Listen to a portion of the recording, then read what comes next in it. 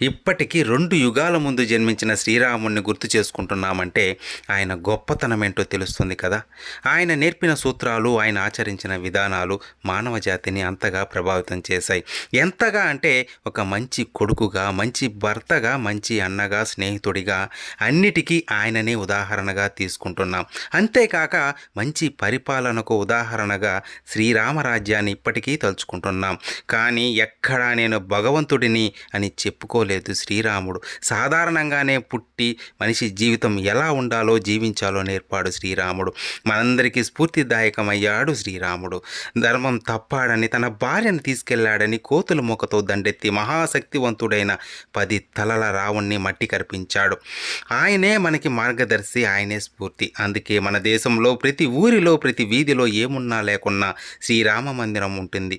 రేపే ఆ యుగ పురుషుడి జన్మదినం, శ్రీరామనవమి.